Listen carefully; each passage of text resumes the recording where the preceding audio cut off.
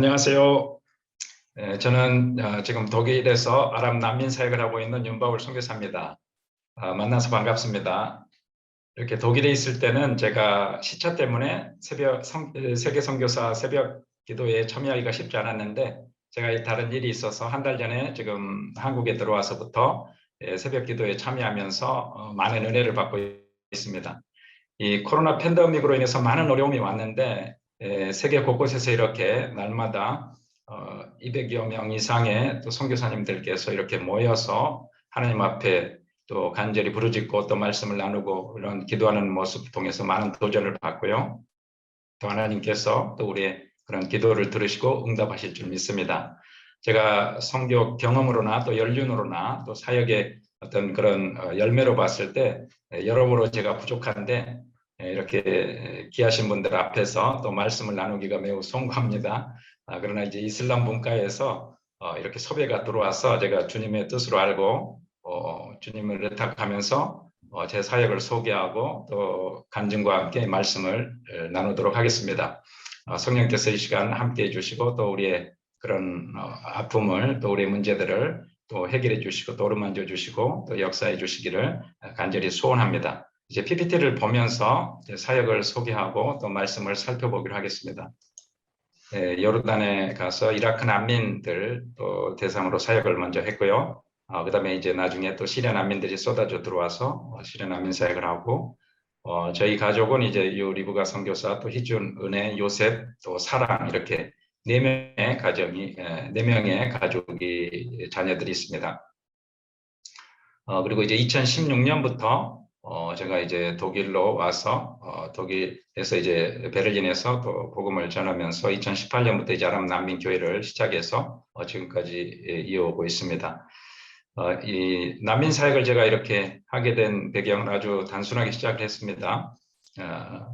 전쟁 지역이나 또 이렇게 재 지역은 복음에 대해서 수용성이 높아지고 또 구호사역과 함께 선교의 기회가 있다라는 그 선교 이제 훈련 때 그런 얘기를 듣고, 제가 이제 요르단에 갔을 때 요르단 사람들을 직접적으로 그 무슬림들을 대상으로 사역하면 오래 그 땅에 남아 있을 게 쉽지 않을 것 같고, 그래서 이라크 난민들은 이제 요르단으로 들어온 이라크 난민들은 그나마 요르단 정부로부터 좀 감시가 소홀할 거고, 또 본국인 이라크로부터도 벗어나 있기 때문에 이들을 대상으로 복음을 전할 수는 있겠다 해서 이제 난민 사역을 시작했는데, 그 이후로 이제 디아스포라, 이주민, 난민 이 개념이 기독교 성격에서 굉장히 중요한 화두가 되었습니다. 21세기에 들어와서 특별히 이제 정치적인 불안, 또 경제적인 불평등 이런 것들이 계속 심화되고 있고, 교통수단이 발달함으로 인해서 이주 현상이 계속 촉진되고 있습니다.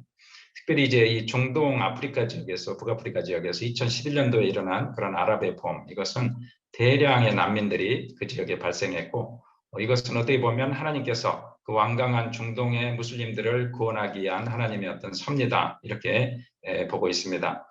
특별히 이제 2016년도에 우리 한국에도 제주도에 500여 명의 한 달 사이에 대거 입국함으로 인해서 한국도 이제 더 이상 난민의 이슈에 대해서 예외가 아니라 한국 사회 안에서도 또 기독교계 안에서도 첨예한 이슈가 있습니다.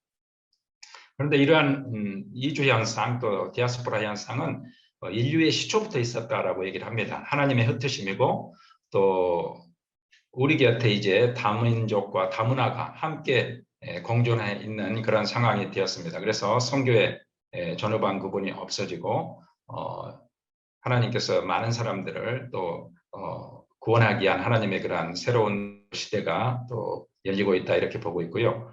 또 이런 전쟁 지역, 재해 지역은 어떻게 보면 하나님께서 그 지역에 또 사람을 구원하시는 그런 하나님의 경륜에서도 그런 일들이 계속해서 발생하고 있다라고 보고 있습니다.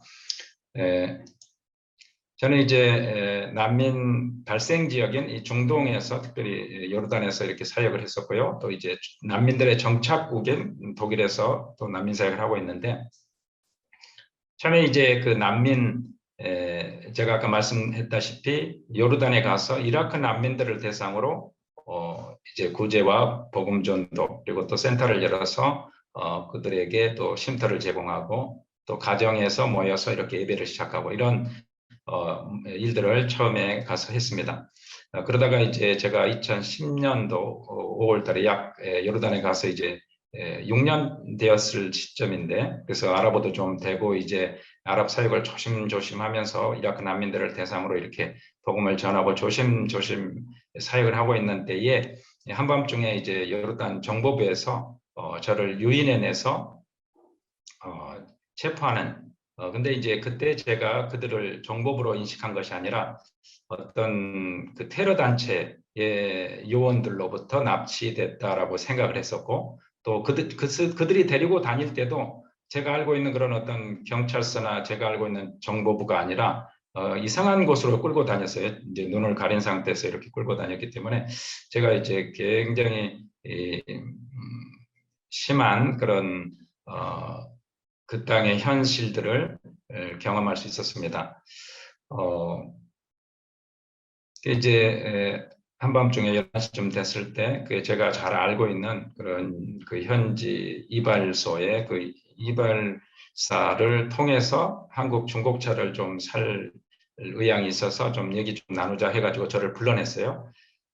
그래서 밤 11시쯤에, 근데 이제 그 중동에서 방문하는 낮에 너무 덥기 때문에 밤에 11시, 12시에 현지 형제들 찾아가서 차 마시고 하는 것은 예사로운 일이기 때문에 전혀 의심하지 않고 나갔는데, 제가 나갔는데 그 형제는 안 보이고 그 공터에서 4명의 차에서 차 문이 열리더니 4명의 남자가 이렇게 내렸습니다.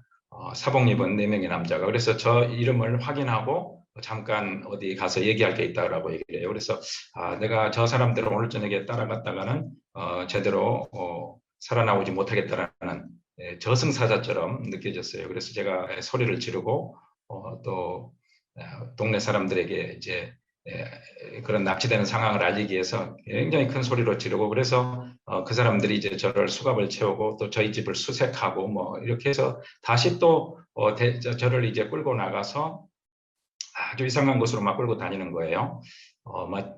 아지트 같은 곳에서 잠시 가둬놨다가 다시 눈을 가리고 이제 또 총으로 위협하면서 차에 싣고 이제 한밤중에 계속 이렇게 끌고 다니는데, 제가 그때 하나님 앞에 이제 기도하기를 이렇게 제가 사역 변변치 않은 사역도 있는 것도 아니고 이렇게 조심조심 이제 아랍어가 좀 돼서 사람들을 만나고 이렇게 복음을 전하고 있는데, 하나님 지금 저를 데려가시면 이거 하나님 손해입니다. 그러나 하나님, 제가 오늘 죽어서 이 땅에 전도의 자유, 또 복음, 또 개종의 자유, 이런 것이 있다면 제가 제 목숨을 내놓겠습니다. 그러나 지금까지 제가 한 것 때문에 죽는다는 것은 너무 억울합니다. 이제 이렇게 하나님 앞에 때를 쓰고, 또 하나님, 또 이 상황을 지금 어떤 일이 벌어질지 아무도 모르고, 또 저도 제 자신도 어떤 일이 벌어질지 모르는데 이런 상황을 제 가족들이 좀 감당할 수 있도록 위해서 또 기도하고, 또 이제 그 무슬림들에게 붙잡혀서 죽임을 당하면 대부분 이제 참수를 당하고 이렇게 비참하게 죽는데, 하나님 죽더라도 이렇게 총 한 방에 깔끔하게 죽도록 해주세요. 이렇게 기도하고, 이런 상황 속에서 이제 결국은 그들이 저를 계속 끌고 다녔지만 나중에 이제 풀려날 때 보니까, 풀려날 때 이제 그들이 눈을 풀어줬었는데, 나중에 이제 그 상황에서 다 해제되고 나서 이제 밖으로 데리고 나왔을 때 굉장히 정보부에서 가까운 곳에, 그러니까 정보부 지하 감방에 저를 이제 나중에는 수감을 했는데, 그 이전에 계속해서 저를 심리적인 그런 압박 상태로 거의 이제 죽음을 경험했습니다. 그러나 죽진 않았지만 그 땅의 개종자들이나 또 기독교인들이 복음을 증거했을 때 어떤 그런 억압을 받게 되는지, 또 어떤 상황을 겪게 되는지 실제적으로 제가 구타를 당하거나 육체적인 어떤 그런 핍박을 받지는 않았지만 심리적인 그런 사례를 경험했기 때문에 그 땅의 현실들을 좀 깊이 체험하는 시간이 되었습니다. 또 굉장히 죽음이 우리 주변에 가까이 와 있다. 사실은 처음에는 굉장히 조심하고 또 이렇게 신경을 많이 썼는데, 이제 6년 이상 되면서 그 땅에서 이렇게 편하게 지내고 아무런 그런 거림 없이 살았는데, 정말 한밤중에 다가서는 그 4명의 남자들은 마치 저에게 저승사자처럼 느껴졌어요.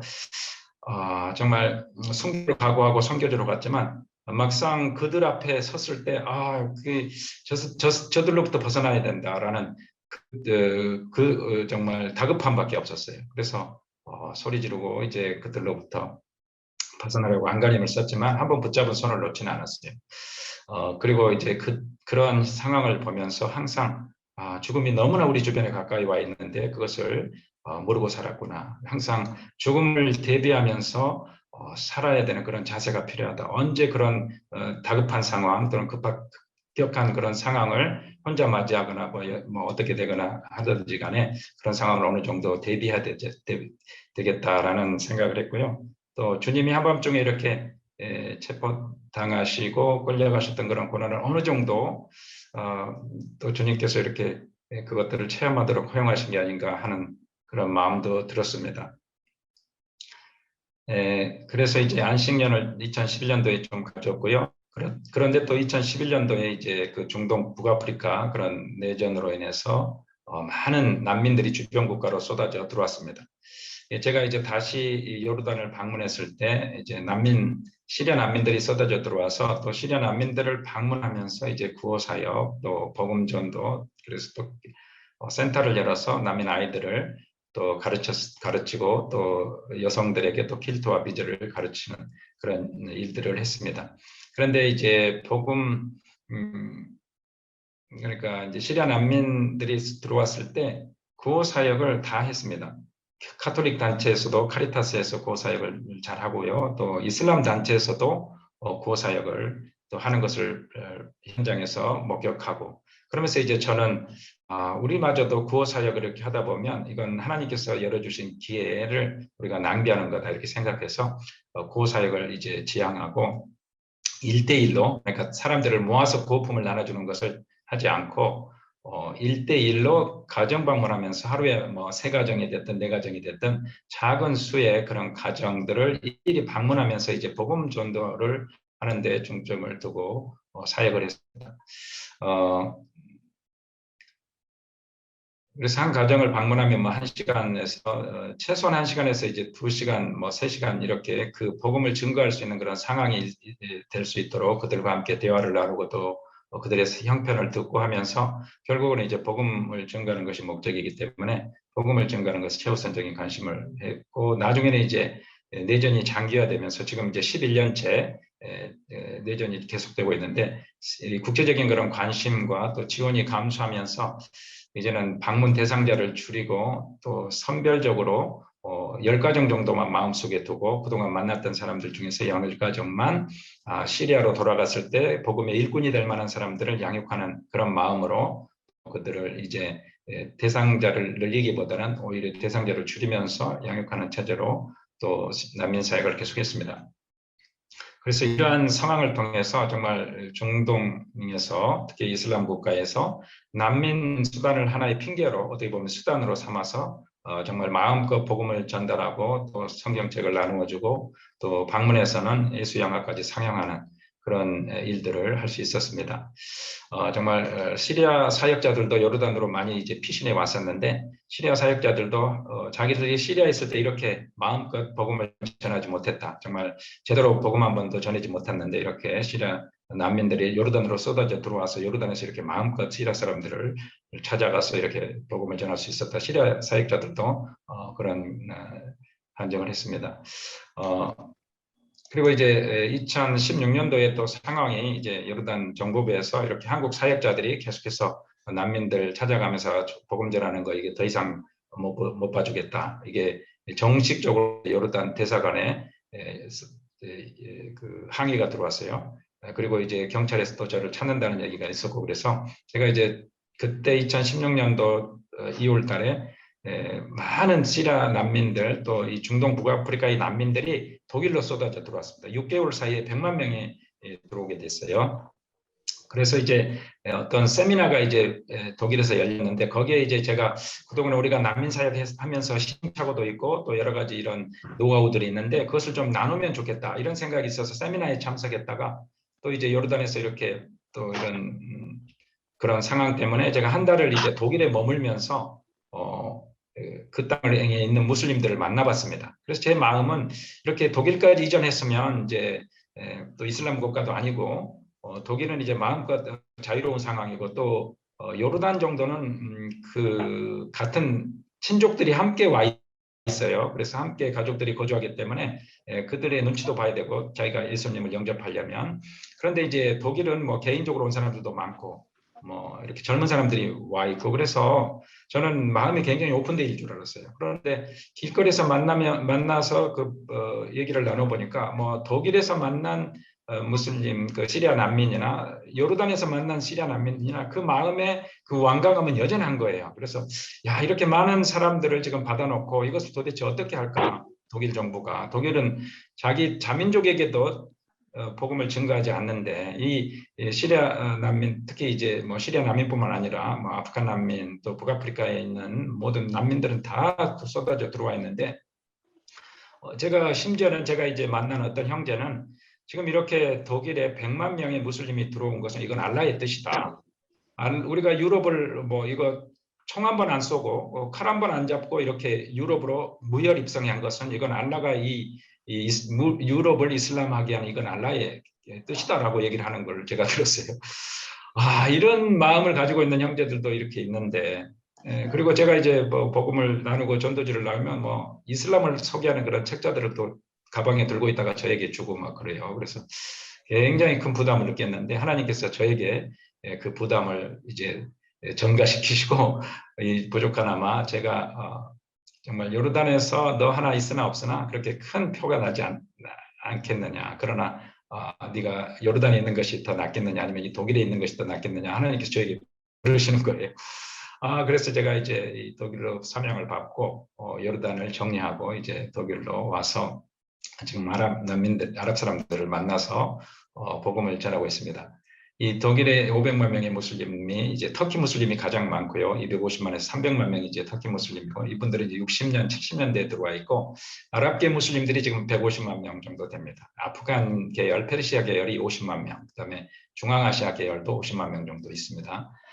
그래서 베를린에만 해도 45만 명의 무슬림이 있고 아랍 계열이 16만 명이고요.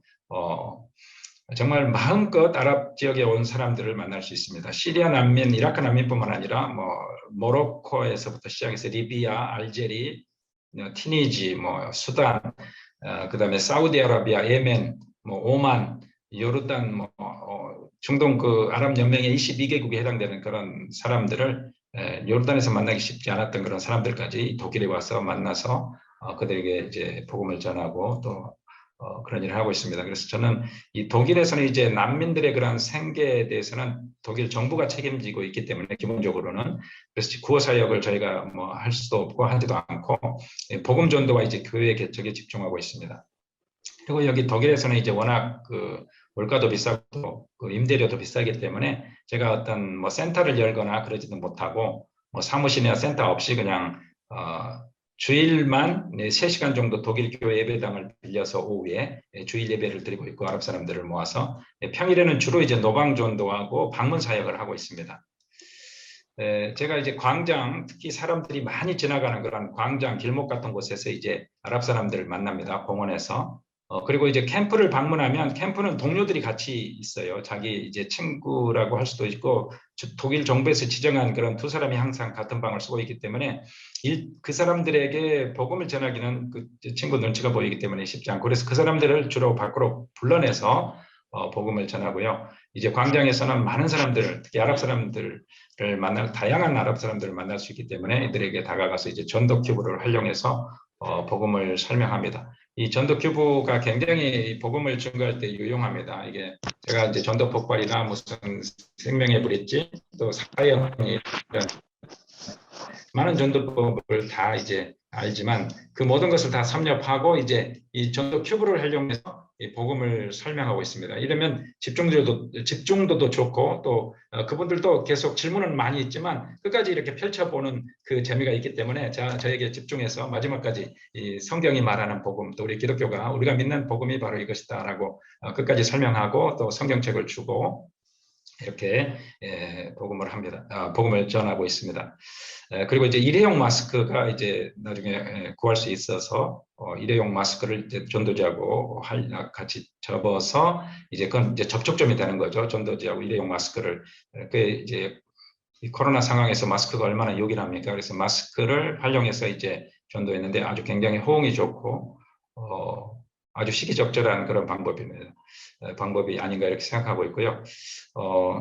이 독일에서 한국 사람이 아랍어로 접근하는 것이 굉장히 좋은 접촉점이 되고 있습니다. 제가 그들을 뭐 도와줄 수 있는 건 없어요. 또 뭐 독일 사람도 아니고 또 독일 뭐 상황에 저도 정착해야 되는 그런 상황이기 때문에 그들에게 어떤 실질적인 도움은 없지만 그러나 아랍어로 그들에게 가서 말을 걸어주고 또 그들의 형편을 들어주고 또 그들과 함께 해주는 거 이런 것이 좋은 접촉점이 되고 있다 이렇게 생각하고요. 신변의 위험이 없는 것은 아니에요. 이 유럽에도 또 이런 이슬람 원리주의 단체들이 점조직으로 활동하고 있을 것을 우리가 충분히 예상을 하고요. 그렇지만 이제 추방의 위험은 없죠. 우리가 복음을 전한다고 해서 바로 체포돼서 추방할 그런 위험은 없기 때문에 계속해서 주의를 하면서 이제 복음을 전하고 있고요. 이 무슬림들 배경을 MBB를 대상으로 이렇게 교회를 개척하고 함께 예배를 드린다는 것이 요르단에서는 거의 불가능했습니다. 지금 이제 레바논에서는 그것이 어느 정도 가능한데 레바논을 제외하고는 이 정통 기독교인들을 주로 이제 대상으로 우리가 사역을 하고 또 예배 모임을 하는 것은 허용이 되어 있습니다. 그러나 무슬림 배경을 대상으로 모여서 예배하는 거 이슬람 국가에서는 쉽지 않은데 독일에서는 이제 그게 가능하고요. 제가 이렇게 1대1 전도 사역한 것을 하나님 이게 여기 와서 센터도 없고 이렇게 계속해서 이 길거리만 이렇게 전전하면서 하는 것이 굉장히 쉽지는 않은데 나중에 이제 제가 알게 된 것은 이건 봉쇄 조치도 이건 넘어갔었다라는 생각을 합니다. 1대1로 만나는 것은 제지를 하지 않았고요. 제가 이제 좀 상황 봐서 또 팬데믹이 심해지면 제가 좀 조절을 하면서 제가 안 나가고 이렇게 했지 정부에서 뭐 못 나가게 하거나 이 독일 상황은 그러진 않았습니다. 그리고 특별히 이제 마스크를 또 보내주셔가지고 또 하나님께서 계속 그런 길들을 열어가시는 것을 제가 이제 느꼈습니다. 그래서 이제 코로나 팬데믹 기간 동안에 독일 교회가 이제 문을 안 닫아서 어쩔 수 없이 이제 줌으로 좀 모이고 또 야외 공원에서 또 함께 모여서 이제 교제하는 그런 시간을 가졌습니다. 저희가 이제 추구하는 것은 이들도 이제 유럽에 와서 모스크에 계속 나가는데 무슬림들은 그러나 이제 저희 교회에 와서 예배에 참여했을 때 정말 성령의 임재와 그런 능력이 넘치는 그런 하나님의 임재를 그들이 체험할 수 있도록 그걸 추구하면서 예배를 하고 있고요. 또 이렇게 무슬림 배경의 사람들은 단 한 번 접촉과 이런 전도로 그들이 마음을 쉽게 열고 그 종교를 바꾸지는 않습니다. 그러나 꾸준한 관심과 사랑을 보일 때 정말 그들이 라마단이나 이런 굉장히 그런 이제 이슬람의 그런 종교적인 그런 관습과 그런 제도와 전통을 이겨내고 또 핍박을 이겨내고 유혹을 이겨내고 또 믿음을 유지하는 것을 볼 수가 있었습니다. 그러나 열매가 그렇게 많지는 않지만 무슬림들을 대상으로 이렇게 마음껏 사역을 할 수 있다는 것이 저에게 굉장히 큰 기쁨이고 또 기회를 하나님께서 열어주셔서 정말 감사하고 있습니다. 좀 더 자세한 거는 뭐 나중에 이제 대담 시간에 좀 더 나누기로 하고요. 제가 이제 오늘 말씀을 가지고 또 우리가 이 코로나 상황이라는 또 이런 위기 상황에서 어떻게 대처할 수 있는가 또 어떻게 이겨나갈 수 있는가 이런 것들에 대해서 하나님께서 제게 주신 생각들을 나누고자 합니다. 오늘 그 말씀에서 내가 복음을 부끄러워하지 않으니 이 복음은 모든 믿는 자에게 구원을 주시는 하나님의 능력이 됩니다. 먼저는 유대인에게요. 그리고 헬라인에게로 다 복음에는 하나님의 의가 나타나서 믿음으로 믿음에 이르게 하나니 기록된 바 오직 의인은 믿음으로 말미암아 살리라 함과 같으니라.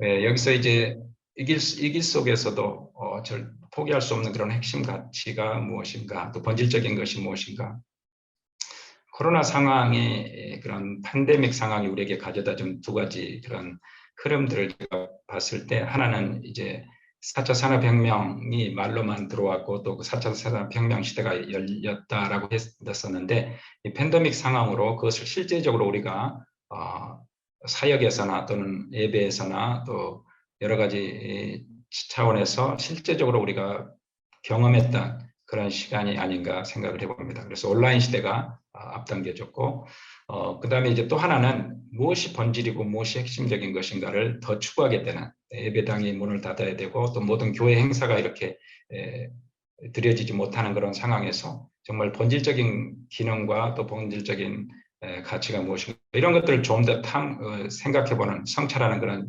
시간이었다고 하는데요. 저는 이제 이런 상황 속에서 정말 위기 속에서도 포기할 수 없는 그런 핵심 가치가 이제 복음과 또 복음의 본질과 능력과 전도의 사명이다, 이렇게 생각을 했습니다. 이 사도 바울이 로마서에서 내가 복음을 부끄러워하지 않느니 이렇게 말씀을 하셨는데요. 이것은 그 이면을 보면 우리가 복음을 부끄러워할 수도 있다는 것이죠. 우리가 복음을 부끄러워할 수도 있다는 말을 내포하고 있습니다. 이 사도 바울조차도 자신이 복음을 부끄러워한 적이 있었다는 것입니다. 이 율법의 전문가였던 이 사도 바울이 정말 나무에 달린 자마다 저주 아래 있는 자라 이렇게 알고 있었는데, 십자가에 달려 죽은 그 나사렛 예수가 어떻게 하나님일 수 있느냐, 정말 참남하고 신성모독이다 이렇게 생각하고 성도들을 핍박하고 또 체포했습니다. 고린도전서에 보면은 유대인은 표적을 구하고 헬라인은 지혜를 찾으나 우리는 십자가에 못 박힌 그리스도를 전하니 유대인에게는 거리끼는 것이요 이방인에게는 미련한 것이로되.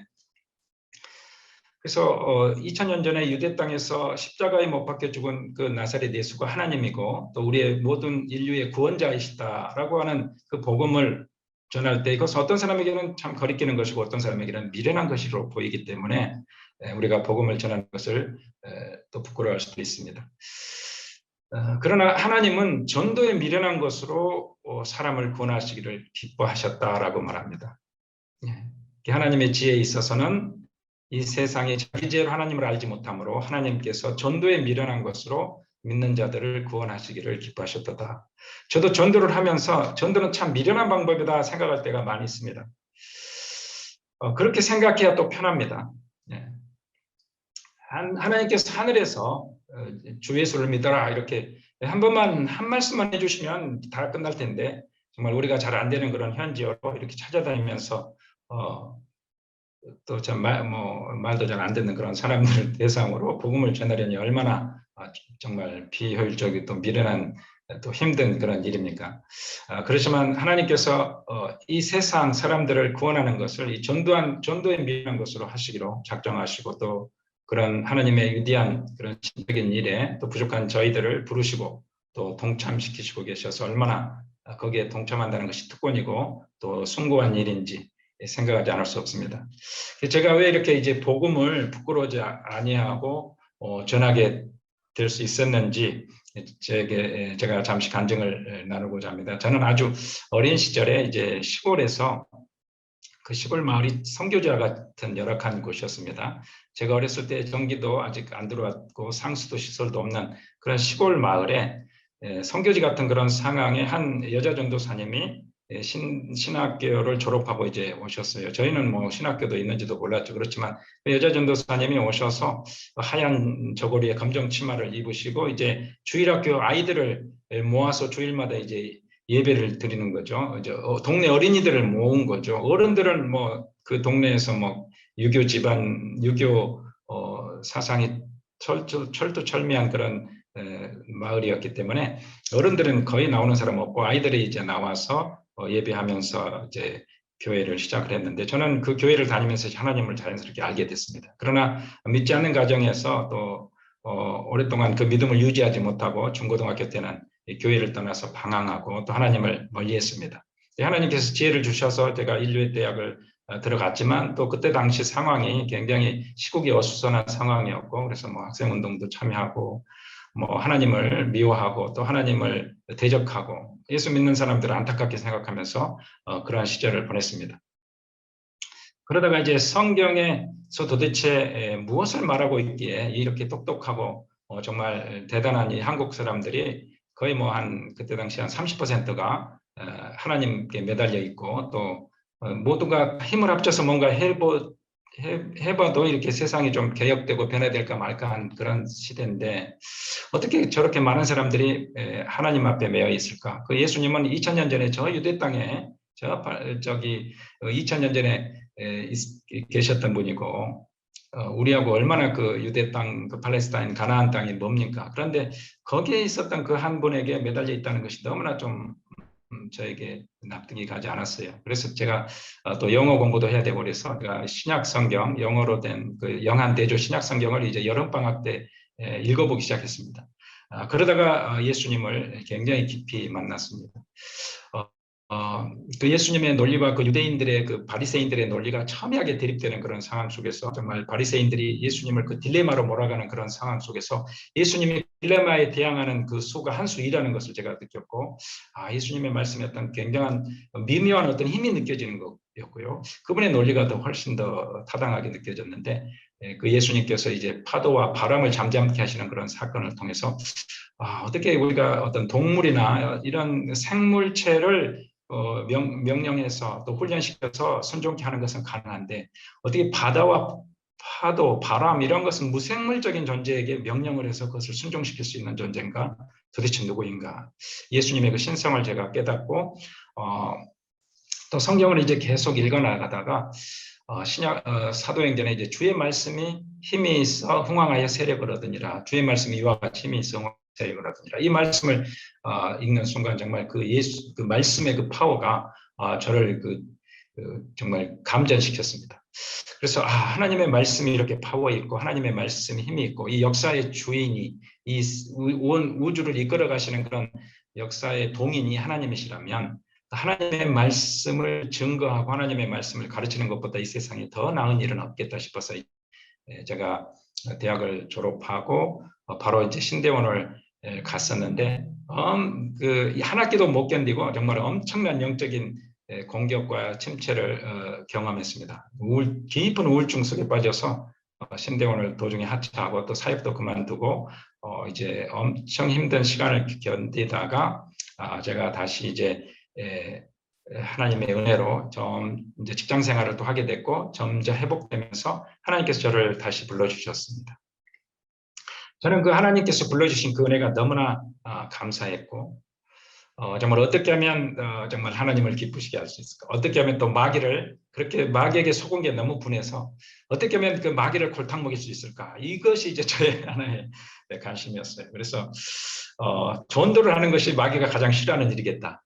해가지고 이제 전도를 막 했습니다. 청년 시절에 노방 전도, 지하철에서 전도하는 거, 시내버스에서 마을버스에서 사람들이 많이 모이는 곳에서는 복음을 외치고 전하고 얼굴에 철판을 깔고 내가 복음을 부끄러워하지 아니하노니 이 사도 바울의 이 말씀을 그냥 입으로 되뇌이면서 복음을 마음속으로 다짐하면서 이제 복음을 전했습니다. 근데 이제 이것이 사실 제가 지금 이제 독일에서도 요르단에는 그렇게 전도를 마음껏 할 수 있는 그런 상황이 열리지 않기 때문에 이제 못하고 있었다가 이제 독일에 다시 가니까 이제 마음껏 전도는 쉽게 할 수 있는데 아무도 전도하지 않고 있는 그런 상황.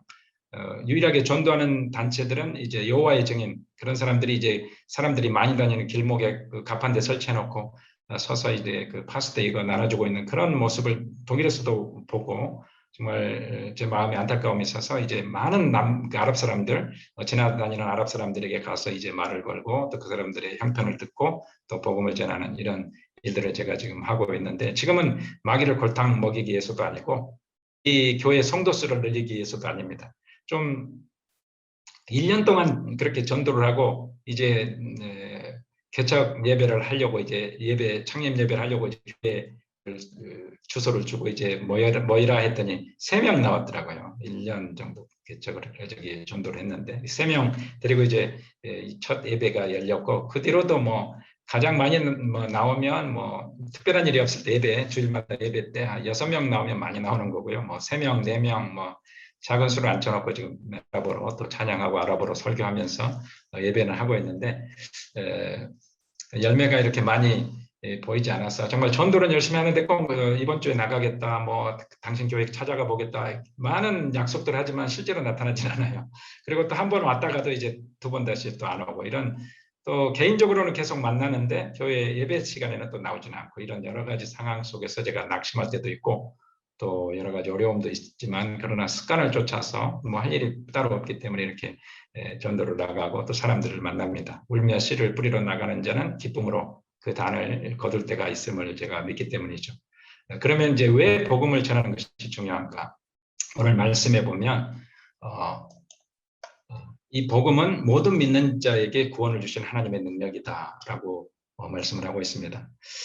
정말 사도 바울이 정말 본인 자신이 구원을 예수 그리스도를 통해서 그 구원을 체험했고 이 복음이 바로 인간들을 그 모든 죄와 또 사탄과 온갖 저주와 율법의 그런 모든 저주와 또 질병과 또 지옥에서 또 모든 문제에서 구원해 내시는 하나님의 능력이기 때문에 또 우리도 그 복음의 능력으로 구원을 받고 또 여기에 또 우리가 있는 줄 압니다. 정말 그 예수 그리스도의 십자가와 그 부활, 그 사건이 정말 우리의 모든 죄를 다 씻고 또 그 모든 것들을 해서 우리를 구원하시는 그런 능력이기 때문에 우리가 복음을 증거해야 되는 것이죠. 이 복음 자체에 또한 능력이 있습니다. 예수님은 그래서 하나님의 나라를 하나님 나라의 그 복음을 겨자씨에 비유하는 거죠. 겨자씨가 굉장히 작은 것인데 그 씨 중에서 하필 그 겨자씨에 비유하는 그 의미도 있죠. 너무나 작은 것이지만 그 안에 그 자체의 생명력이 그 자체의 DNA가 담겨져 있는 것이죠. 그래서 그 흙이 있고 또 자양분이 있고 습기가 있고 이런 조건이 갖추어지면 그 씨가 싹이 터서 수백 배로 수천 배로 성장해서 새가 깃들 수 있을 만큼 큰 나무가 되는 거죠. 누가 그 조그만 씨를 매일 이렇게 조금씩 잡아당겨서 그 씨를 그렇게 자라게 할 수가 있습니까? 그 씨앗 속에 있는 생명력 자체가 그것을 매일 성장시켜 나가는 것이죠. 그 예수 그리스도의 그런 복음의 소식도 그 자체의 생명력이 있어서 이 복음을 받아들이는 사람을 이제 변화시켜 나가는 것이고 사회를 변화시키고 그 국가를 변화시켜 나가는 것이 우리나라도 정말 엄청난 변화를 경험했지 않습니까?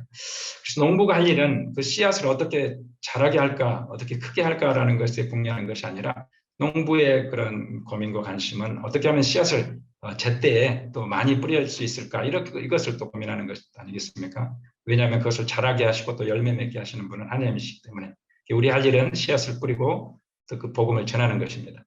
그래서 복음을 전해 놓으면 그 복음 자체가 이제 생명력을 가지고 사람을 구원시키고 또 그 사람, 그 사회와 또 가족과 이 나라를 변해시켜 가는 것이죠. 그래서 복음의 능력을 우리가 신뢰하는 것. 정말 무슬림 사역을 하다 보니까 정말 열매가 많이 없어서 이 복음 자체의 능력에 많은 그런 기대를 많이 내려놓은 적도 많이 있었는데 정말 세월이 가면서 계속해서 복음 자체의 능력을 신뢰하면서 마음껏 전해야 된다라는 마음을 제 스스로도 이렇게 다져봅니다. 그러면 이제 복음의 본질이 무엇인가? 우리가 17절에 보면 복음에는 하나님의 의가 나타나서 믿음으로 믿음에 이르게 하나니 오직 의인은 믿음으로 말미암아 살리라 함과 같으니라 이렇게 말씀을 하고 있습니다. 이 구절은 우리가 알다시피 마르틴 루터가 복음의 본질을 깨닫고 종교개혁을 이루게 된 굉장히 유명한 구절입니다. 이 카톨릭 수도사였던 마르틴 루터가 성경에서 말하는 그런 하나님의 의, 하나님의 의의 그런 기준 이것에 도달해 보려고 고뇌를 많이 했고 정말 차원 높은 그런 하나님의 의 하나님의 공의는 인간이 도달하기에는 너무 높아서 정말 많은 종교적인 수행과 또 고해성사, 금식, 참회, 기도, 선행 뭐 이런 것들을 뭐 아무리 해도 그 의의 기준에 도달할 수 없다는 것을 알았습니다. 그래서 이제 그 당시 부흥사들이 이제 하나님의 의를 만족할 수 없는 그 부분을 이제 면죄부를 통해서 사면 면죄부를 통해서 이제 죄를 용서받고 또 조상들의 죄까지 탕감받을 수 있는 그 하나님의 높으신 의의 기준에 도달하기 위해서 우리가 채우지 못한 그 공로의 나머지 부분을 면죄부를 통해서 이제 채울 수 있다라고 하는 그런 것이 팽배해 있는 그 시대에 이 복음의 본질을 깨달았던 마르틴 루터는 이제 거기에 대항해서 종교 개혁을 그 중세의 그런 어둠을 깨우칠 수 있었던 것입니다. 이 복음에는 하나님의 의가 나타났다라는 그 구절이 정말 사도 바울 그 마르틴 루터의 눈을 열었던 굉장히 중요한 구절이죠. 그 하나님의 의가 인간의 어떤 선행이나 고행이나 수도를 통해서 능동적으로 쌓아 올려 나간다는 그런 그 중세 신학에서 하나님의 의는 우리가 능동적으로 쌓아 올려가는 것이 아니라 하늘로부터 나타나는 것이고 그 하늘로부터 나타난 하나님의 의를 우리가 수동적으로 덧입는 것으로 우리가 의롭게 된다라는 것을 깨달아 알게 된 것이죠. 그래서 이것이 이제 중세의 어둠을 걷어내는 그런 진리를 받게 되는데, 이분이 시편 강의할 때까지만 해도 하나님의 그 차원 높은 의에 대해서 몰랐지만 이 로마서를 읽으면서 또 로마서를 이제 준비하면서 이제 교수 사역을 하면서 준비하면서 그 진리를 깨닫고 그 탑참이라고 하는데, 그것을 통해서 이제 중세의 어둠을 걷어냈습니다. 정말 이 하나님의 의, 하늘로부터 나타난 그 하나님의 의를 우리가 쉽게 말하면 그냥 예수 그리스도시죠. 예수 그리스도께서 이 땅에 인간으로 오셔서 그 율법이 정한 모든 기준, 또 모든 그런 요구들을 예수님께서 그 의미대로, 원래의 의미대로 충족시키셨고, 또 제가 하나도 없음에도 불구하고 그 율법에 정한 저주대로 우리의 죄와 저주를 감당하시고 나무에 달리신 그 율법의 모든 요구를 다 성취하시고 완성하시고, 그 예수께서 성취하신 그 의를 우리는 오직 믿음으로 덧입음으로써 의롭게 된다. 이러한 복음의 본질은 항상 새롭게 또 발견되고 또 강조되어야 한다고 생각합니다. 이 복음은 우리의 눈을 우리 자신에게서 또 우리의 주변 상황에서 돌려서 예수님을 바라보게 하는 것이고, 또 거기에 우리를 구원시키고 변화시키는 능력이 있기 때문이죠. 우리 안에 우리 자신을 변화시키는 능력이 아니라 또 우리 주변의 어떤 것이 아니라 바로 예수 그리스도께서 또 그 믿음으로 우리를, 예수님을 믿음으로 말미암아 우리를 구원하고 변화시키는 능력이 있기 때문에 이 복음은 어떤 상황에서도 부끄러움 없이 담대하게 전해야 한다고 생각합니다. 이 코로나의 그런 팬데믹 상황으로 인해서 우리가 의례껏 행해왔던 그런 일들, 당연히 여겼던 일들이 중단되는 것을 그런 경험을 했습니다. 그러나 이제 전쟁과 같은 그런 위기의 상황에서도 결코 중단할 수 없는 그런 행위들이 있다라고 생각합니다. 밥을 먹는 것, 또 잠을 자는 것, 또 배설하는 것. 이런 것은 인간의 본능에 해당되고 아주 기본적인 것이기 때문에, 생존을 위해서는 아주 가장 기본적인 것이기 때문에 전쟁이 와도 또 어떤 위기가 와도 그것을 중단할 수 없고 또 포기할 수도 없고 중단시킬 수도 없습니다. 그러니까 식당에서 여럿이 모여서 또 좋은 반찬의 밥을 먹는 것은 금지할 수는 있죠. 또 그것이 포기해야 될 수밖에 없는 상황도 있지만 밥 먹는 것 자체를 금할 수는 없는 것이죠. 이처럼 어떤 위기가 와도 핵심적인 그런 기능과 이런 것들은 결코 포기할 수 없고 또 중단시킬 수도 없고 또 중단되어서도 안 되는 것들이 있는 것입니다. 그래서 교회마다 이제 예배당에서 모이지 못하면 가정에서 예배를 드리게 하고, 또 성경을 또 소그룹으로 모여서 또 줌으로라도 모여서 또 서로 케어하게 하고, 이런 여러 가지 상황들을, 그런 교회의 본질적이고 핵심적인 기능들이 중단되지 않도록 또 많은 노력을 했습니다.